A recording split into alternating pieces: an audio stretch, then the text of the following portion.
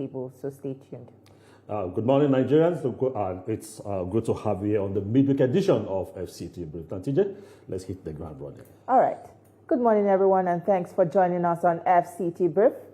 Nigeria's commitment to safeguarding democracy across West Africa has once again come into focus following the deployment of troops to the Republic of Benin. As the sub-region continues to confront political instability, attempted power grabs, and rising security threats, Nigeria's intervention signals a renewed determination to protect democratic values and prevent a spillover of crisis into neighboring states. The move has sparked national and international attention, raising questions about regional security cooperation and Nigeria's leadership role. Beyond the military dimension, this development highlights the delicate balance between protecting sovereignty and upholding democratic norms. And this move reignites conversation on whether West African nations are adequately prepared to work collectively in defending constitutional order and addressing external pressures that fuel instability.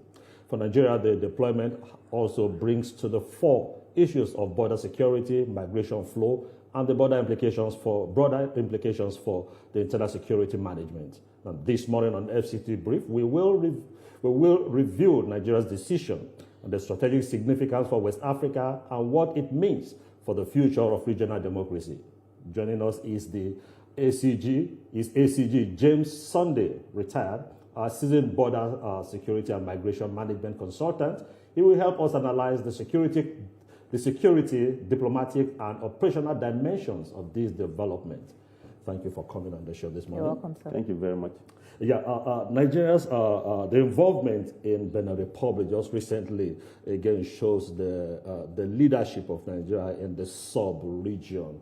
But beyond just intervening to help stabilize the insurrection in Benin Republic, what does that say about the global diplomacy that Nigeria and the West African nations are trying to get involved in?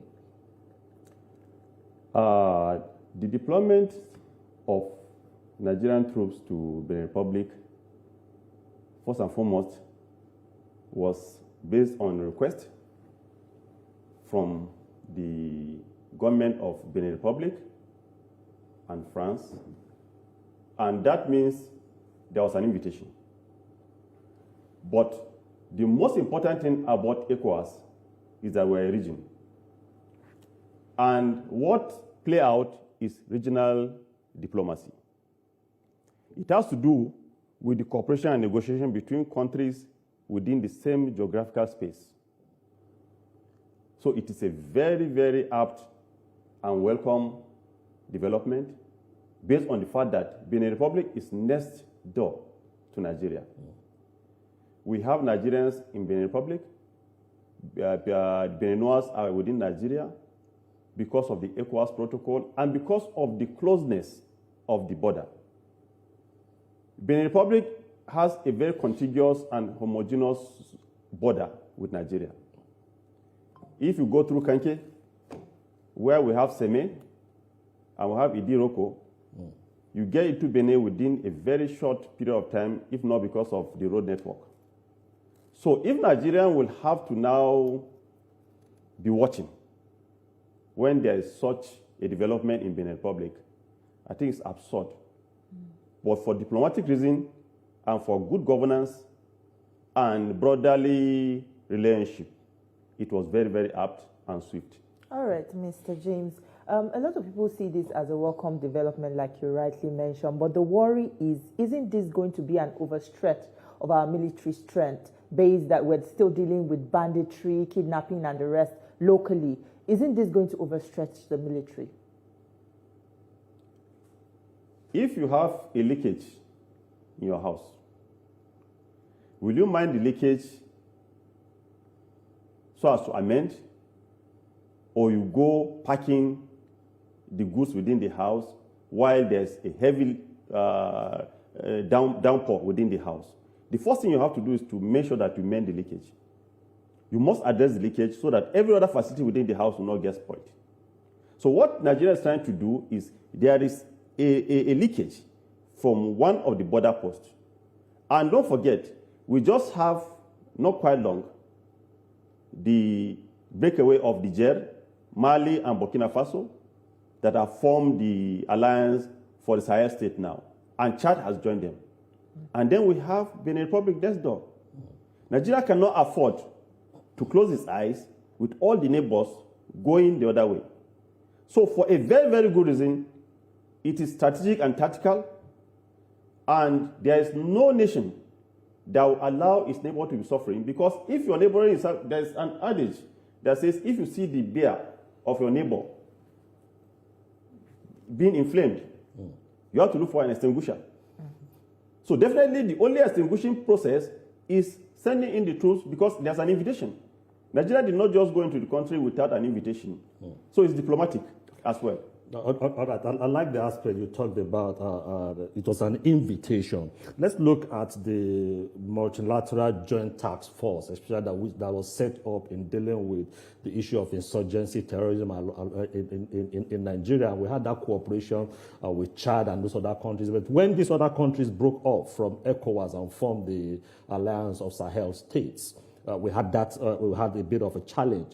Now, with what is happening now, with what just happened in Benin Republic, is that a way of coming back to reinforce that cross-nation collaboration and to say, look, we are not just alone. We are standing as a sub-region to show our strength, and also in global diplomacy, we're not just standing alone as Nigeria, we're going to be standing as a bloc to be able to negotiate.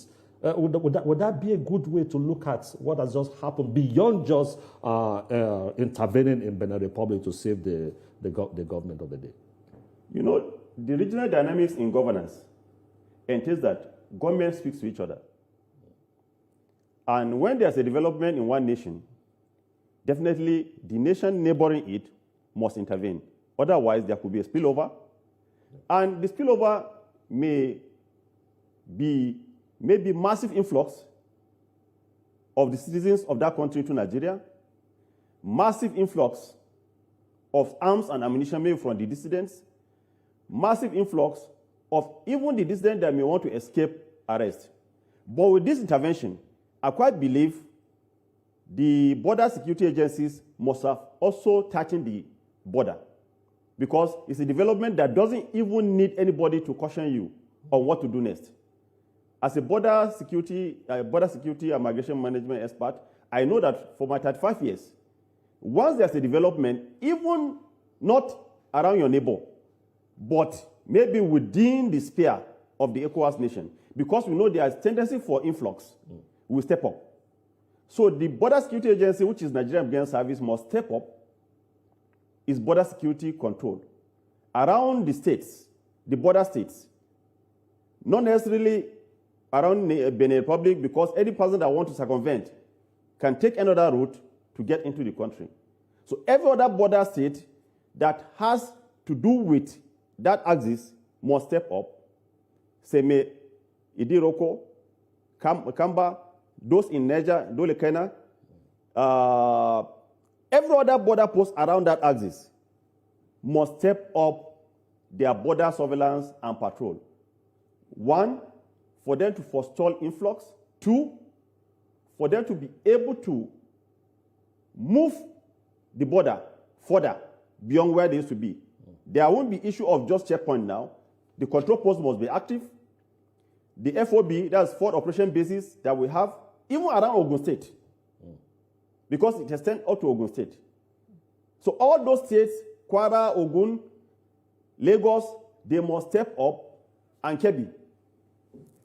All right, we'll come back to this, but that'll be right after this quick commercial break. Don't go anywhere. We still have more on the program. Stay with us. We'll be right back. Discussing saving regional democracy, and we still have with us ACG Sunday. So I would like to ask you, West Africa was once considered as, democratic stronghold in West Africa.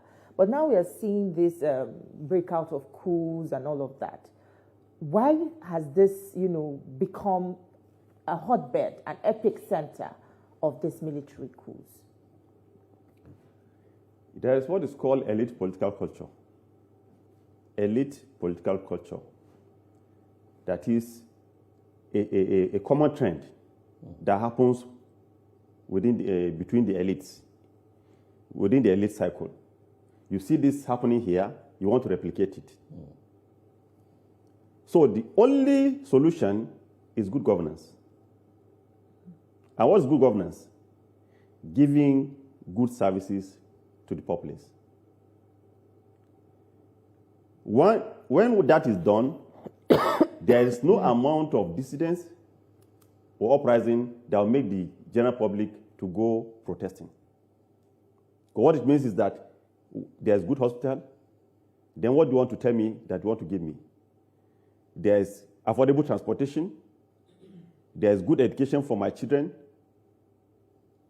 there's food security, there's inclusiveness, and being considered, because in the first instance, the sovereignty of every nation is based on the sovereignty that's been surrendered by the citizens to the government.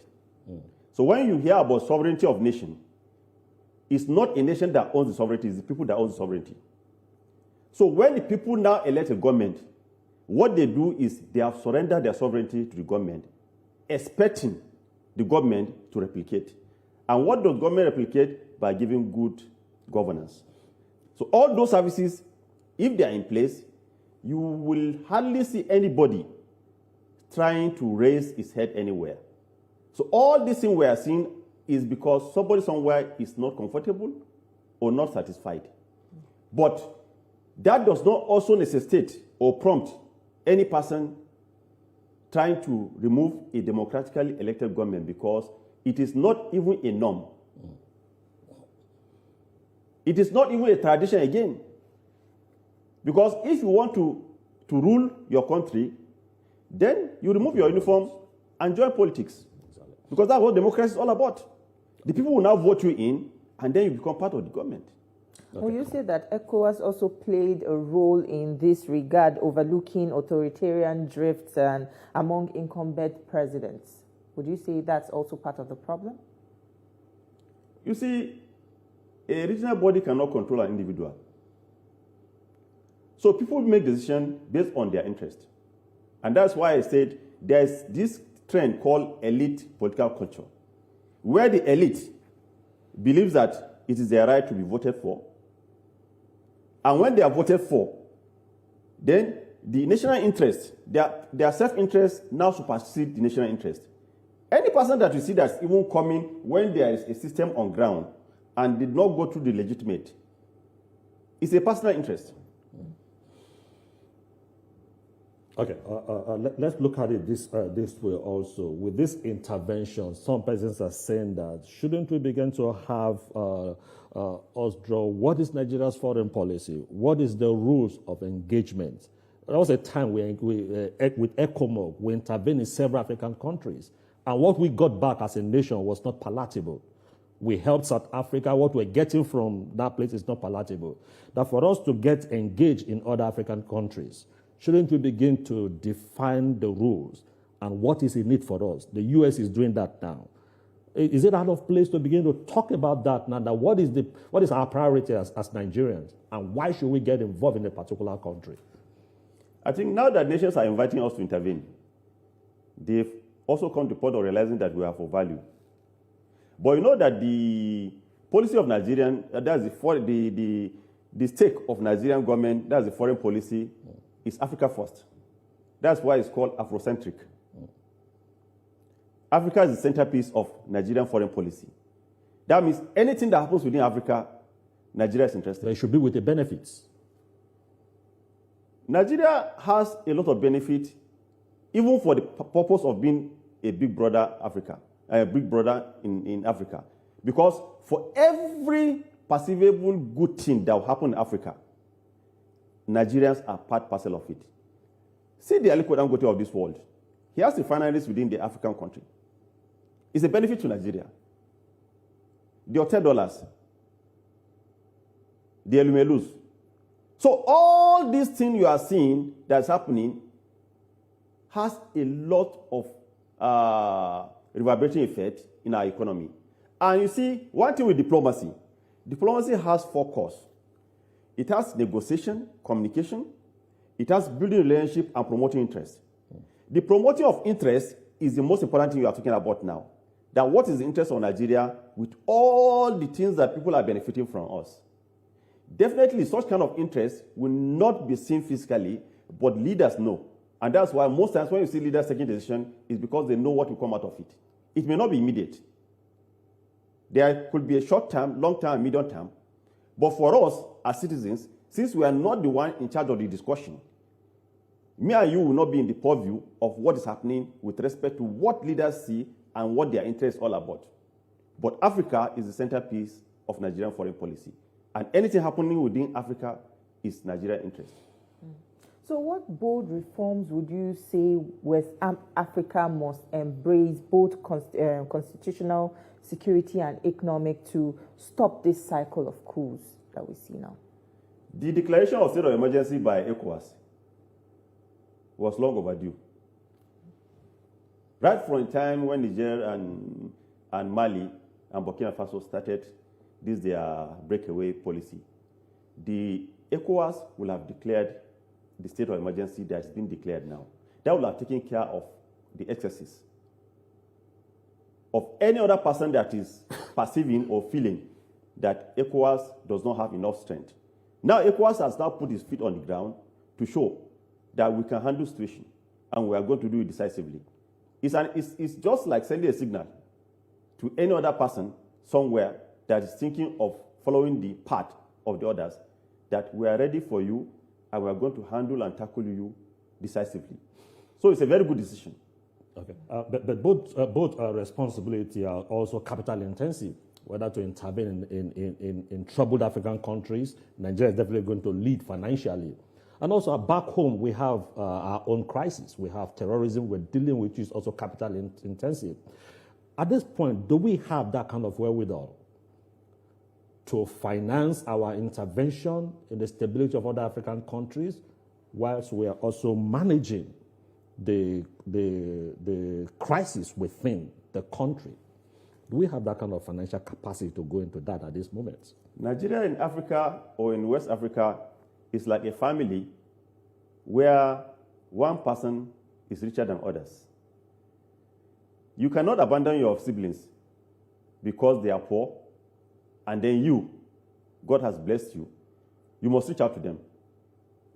The only thing that matters in such kind of arrangement is there must be empowerment. Others should be shown the way to grow. Where we are having need, they should come in. And where they have need, we should go in. Just like we have Ghana, we relate with Ghana because Ghana and Nigeria has been they have long-term relationship. Benin Republic and Nigeria have a long-term relationship. Even the Niger, there's long-term relationship between Niger and Nigeria because the Hausa that has been spoken, the language, the common language in Niger is Hausa. The same thing with Cameroon here. The common language is Fulfulde. In Benin Republic, they speak almost same language some states within Lagos and Ogun. So we cannot abandon our neighbors, and we cannot also abandon our brothers within the same shore. The geographical connectivity between us is like a family. You are the rich person in the family, you have to take care of your siblings. How you are going to take care of them is now your responsibility, so that you will not become poor like them. Well, why do soldiers in West Africa still see themselves as moral arbiters of political failures despite 30 years of civilian rule? And nowadays, we even see these coups being celebrated on the streets by people. Do they see this as a welcome development or a better sense of governance, under military rule? Nations that have experienced war will not celebrate coup. They would rather take precaution because they say when fire burn you once, you don't allow a second one. So once beaten, twice shy. Sierra Leone, Ivory Coast, and other West African nations that have experienced serious war, they will not want to go into it again because it is not a palatable experience. So some of these people are people that have been enjoying and fraternizing under the French leadership, and they don't really know the cost of going into a coup. Because when you do that, so many things goes wrong. Particularly when there's destabilization, when there's destruction. and when there's mass movement of your citizens, who do you want to rule? Because you are a leader because people are there. So when you scatter your people, then who will you lead? So there's no reason why anybody should think that force is the best way to taking over power. Political landscape, political platform is the best platform, and democratic process is the best way to be in government. So any person that wants to be in government should drop his uniform and go and campaign and be voted for. In their own way, in the French nation, they have their own way of doing their election. They should go and follow the due process and their constitution and get elected. But this looking for shortcut doesn't pay, because most times people look for shortcut, and shortcut most times, you say, according to the wise people, they say it's shortcut that kills the frog. When the frog jumps, not knowing there is hot water that's there, once you get into hot water, it becomes what? Food for the consumer. So nobody has any right to truncate a democratically elected government. But rather, everybody has the right to be voted for, particularly when you go through the right process of relinquishing your uniform and then becoming a civilian, and then go to process of being vetted. And if people feel you are the best person for them, they vote you. So it is the people that mandate people to become their leader. You don't force yourself on people. All right, we'll still come back to wrap up this conversation. Thank you for staying with us. Now, let's wrap up our conversation. The former president of Nigeria, Goodluck Jonathan, made a statement after the alleged coup in Guinea-Bissau. And so a lot of people wonder, why is it that the African leaders have not really sought to make a statement concerning some allegations he made, whether it was a coup or it was invited by the incumbent in that place? Because coup is wrong, no matter who is inviting the military to come in. You see, I would liken the issue in Guinea-Bissau to some common experience we used to have here, where you see young people kidnapping themselves for ransom. You kidnap yourself, and then you tell people that they should announce that you have been kidnapped because you want to get money from your relative. So if, based on the factual statement from somebody who was on the ground, that the same person that said a coup was organized against him was the one that used his facility to speak out, then it must be looked at as a self-inflicted injury. And I believe that's why maybe African leaders did not take it serious as an issue, because people cannot just go and be solving issue for somebody that looks as if he's playing caricature. Politically, Africa has grown beyond that level. So I don't think anybody can, maybe because he is foreseeing the fact that possibly he may not win the election. So since I cannot have it, everybody should lose it. And to what extent are global powers from Russia, France, and China shaping the political instability we are seeing across the Sahel and the Gulf of Guinea? It's their economic interest. They have economic interests around the Sahel, and that's why they keep giving support to them. Because you don't see people coming into an environment where there's nothing. Even the thief that steals does not just go into a place where he knows that it's an empty house. If it's a hut that nobody occupies, nobody goes there. All right. Thank you so much, ACG James Sunday. It's always a delight speaking with you. Thank you so much for your time. Thank you very much. Thank you for being a part of our conversation. We'll now hand you over to Lagos, where Ibrahim and the rest of the team are standing by to continue with the rest of the show.